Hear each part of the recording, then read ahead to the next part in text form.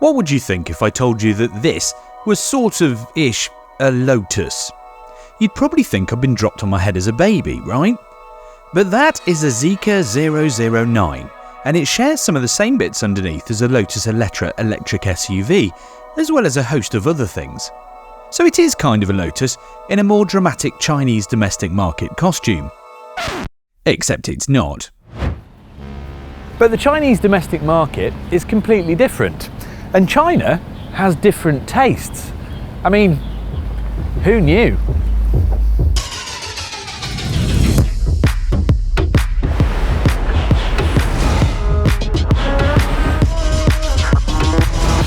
So we've come to China to find out more. So we're going to try and learn a little bit more about Chinese tastes and preferences by sampling this, the Zeekr 009, which is possibly one of the most spectacular vehicles I've ever driven, mainly because it's God's own luxury minivan. Now, whereas in Europe we might consider something like a large saloon, possibly an SUV with a V12 engine as being luxury, the Chinese market doesn't have those same tastes as expectations. So here they think practicality is cool, space is cool, tech, connectivity, that's cool. 500 plus miles of range from an absolutely massive 140 kilowatt hour battery. That's cool here. I mean, just look at it. It's like nothing we get in Europe. See that grille? It's like a Greek temple. They actually do a chrome version of that grille, which looks like a cheese grater of doom. These are 19-inch wheels, which look small, but combined with air suspension give it a pillowy ride. That's cool here in China. I'm confused by the surfacing, and yet I'm deeply into it, probably because it's not like something we'd get in Europe at all. I think it's fantastic. The weird thing is, I've kind of always been into the Asian thing of having minivans with massive faces like Velfires and Alphards, and this is like that, just on drugs. There are too many angles. The front is more architecture than car design, and from the side I see shades of Range Rover and London Taxi. It's a very horizontal look. But weirdly, it was designed by Europeans. A chap called John Radbrink under Steven Seelath, who designed a load of Audis like the A1 and A7. It's kind of eye-watering to look at, but also terribly, terribly sane. I have to say though, it is not small. But the Chinese look for different things, so we needed some perspective from someone who knows. It's very hard with the whole history of automotive design and the current situation of the market in China specifically, where we have, I think, more than 200 brands here to find out your own identity and stand out. The perceived quality in the Chinese product has been increasingly perfectionized in the last 5 years, and I think you can see it in some of our vehicles as well. I think a lot of people in Europe had the perception for a lot of time that the Chinese products were something of a low quality or cheap, but I think coming here and seeing the products that we do and some of our competitors do as well, the quality that they are able to achieve in shorter development time than our European competitors is very impressive. I think this architectural stance, in China they have a word called dachi, showing a lot of face and pride, giving, as I mentioned before, that a very strong look when you arrive to a place is something very important for the Chinese customer. We do have different material expressions actually in this grille, which is very prominent. I'm sure the European customer, they are not all attracted to this kind of aesthetic. And we have it both in body color and in chrome. Yeah, this is we see a very 50-50 attraction to this kind of aesthetics. Some people like to have it more toned down. Some people like to scream more about it. But I think that verticality of the grille, that architectural execution, is something that is really makes the Chinese customer very attractive to it. And China was bringing that knowledge on production, knowledge on new technologies, speed, which is, I think, a key element on why China automotive industry is developing like it's developing. The development time of vehicles here is very different to the time that they take to develop in a more traditional OEM in Europe. We are able to develop a car from sketch to delivery to customer in less than 2.5 years, which is sometimes half of the time that a traditional manufacturer takes. So what are the kind of things that the Chinese are looking for in a luxury car? Well, it starts with space rather than aesthetics. I mean, just look at this. It is absolutely massive, way more than 5 metres long and more than 2 metres wide. It's bigger than a Range Rover, and it's got seating for 6 in a kind of 3-2s arrangement. But up here in the driver's seat, it is actually really, really good. We've got a driver's display here, a massive touchscreen in the middle, which is over 15 inches. But the thing that strikes you is generally just the quality. I mean, everything feels super, super high end. These materials on the dash are absolutely lovely. There's wireless charging, obviously keyless entry, loads of space in the center console, and it just feels like a very upmarket car. But the one thing that I keep noticing is that the tech in this vehicle seems to be super, super high end and really reactive. The processors in the computers are Qualcomm Snapdragons, so they're super quick. If you touch anything on the sat-nav, I mean, look at this. This is a rendering of this car. This one's white, so I think I'll change it to the colour of this car, which is black. And then, if I do something like open a door, it does it instantly on the screen. It's so fast. And actually, the Chinese love that because gadgets, connectivity, all that kind of stuff is really important in the Chinese market. But you know the weird thing? This is by far the worst place to sit in this car. Let's get in the back.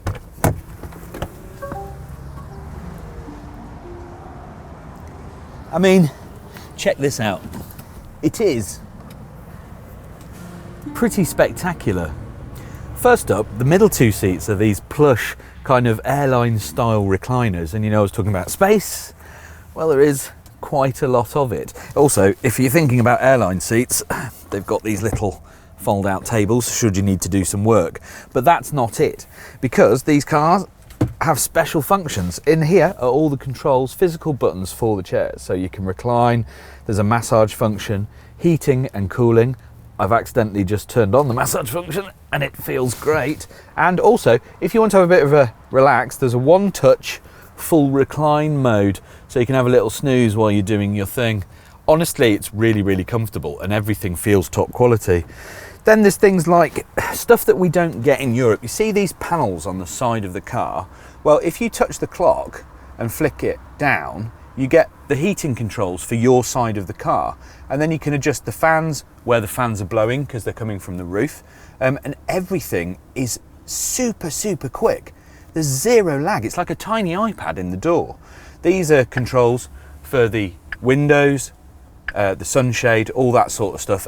And then there are 2 more seats in the back, but they are merely 5-star rather than 6. And one of the things I really like is that if you are traveling and you need to do a business meeting or something, inbuilt into the roof here is a high-def camera.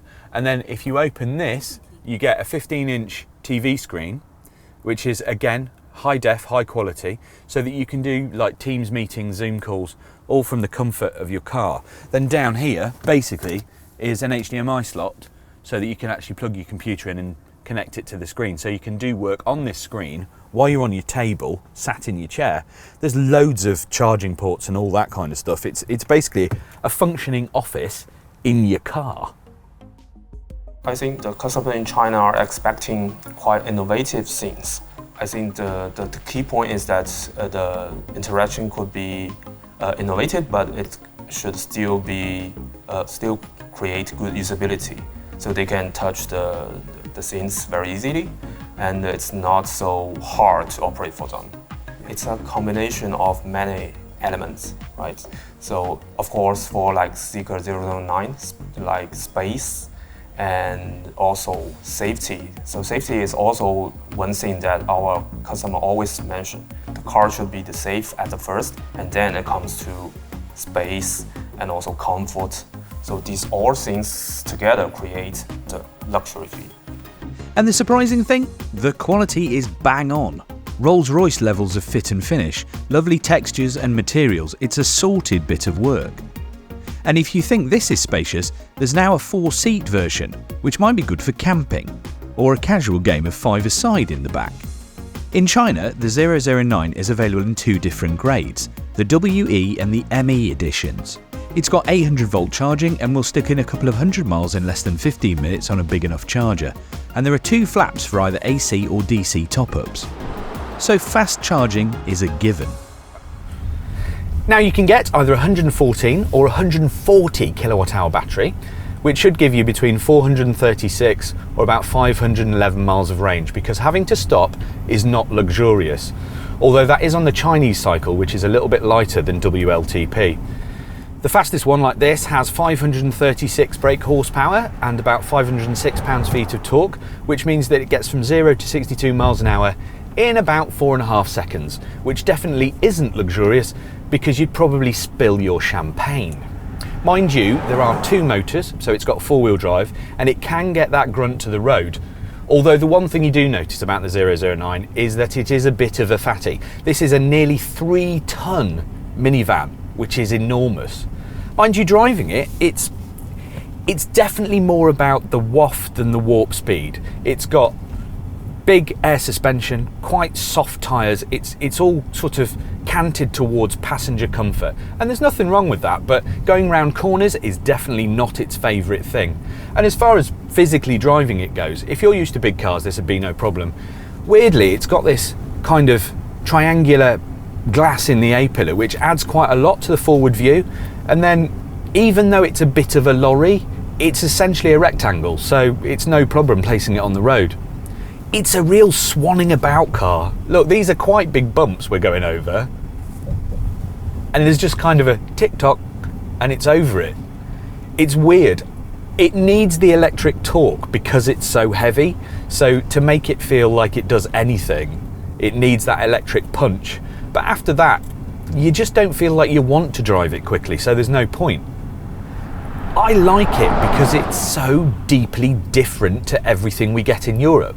This kind of thing fascinates me. It's a car that is just really for China, but here, it's perfect. So a little bit of background when it comes to Zeekr. Because as with a lot of these companies, there's a nest of shared engineering behind various shapes of badge. Zeekr is actually a subsidiary of Geely Automobile Holdings, one of the biggest cheeses in the world of cars. That's the same Geely that owns Volvo, Polestar, Lotus and obviously Zeekr. And the 009 sits on a version of the Lego set of bits that is the SEA platform. SEA, which stands for Sustainable Experience Architecture, versions of which make up the Lotus Electra, Polestar 4 and 5 and Volvo EM90. It's quite the set of building blocks and uses stuff like giga press production, basically where a company can use a massive stamping machine to make huge bits of the car. Less welding, more money saved. The underbody part of the 009 measures 4.5 feet by just over 5 feet in one piece, which means some 800 less welds. And 800 less points of failure, one assumes. But that's one hell of a chunk to replace if you just bump it. So, Zeekr's an all-electric brand, right? Mm-hmm. Is it hard? What do you look to do to make character if you've got all EV cars? Previously, in the original idea, we want to, because we really respect the Porsche. Oh, really? Yeah. Yes, we think that is the highest mechanical representative. Yeah, the engineering is really good. Yes, engineering really good. So we said, why not make another EV brand? EV kind of Porsche. Okay. And it's the original idea. Then all these kind of mechanical performance, we try to targeting for that. Then combine, like I said, yeah. So your benchmark would be a Porsche.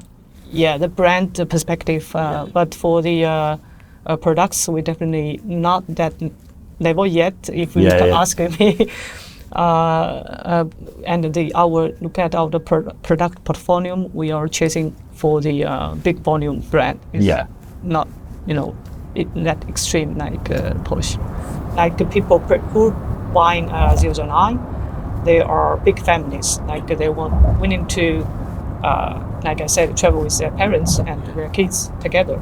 But some of them will not, because the younger parents now, like 70s, they own their own car. High-end family, if they have their own private professional drivers for working days and for the weekends or holidays, they're willing to drive by themselves.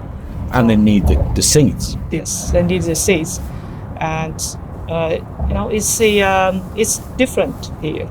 Is like the British market important or not really? It's all about... British market, I think, is quite important for us. Why? Because it's small. It is small, but see how many EVs sold last year. So it's a big market. If you look at the small market, but the proportion of the EV, the sales number is quite high. And then they have places like this. It's called a Zeekr Centre. Now this is just a lovely lounge where you can bring the kids after school to do their homework. They've got meeting rooms over there where you can do business and all sorts of things. Then there's a fully stocked bar where you can have Zeekr coffee or maybe a Zeekr cocktail. And this area, which is for owners and clients, where you can even watch movies. There's some dodgy stuff on the TV at the minute. But this is just a brilliant place to hang out and basically do what you want. They've got tiny Zeekr shot glasses and even, I noticed, some rather lovely Zeekr wine. It's very expensive, so I'm going to put this down very carefully. There's even Lego down there. Talk about brand extension.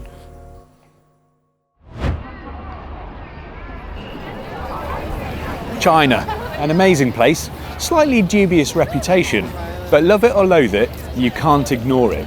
It's an industrial powerhouse, something European car makers are just starting to find out, and something that the Zeekr 009 proves, because the quality is right up there. The thing is, it might just make European car manufacturers up their game because competition improves the breed. And there's a lot of competition coming,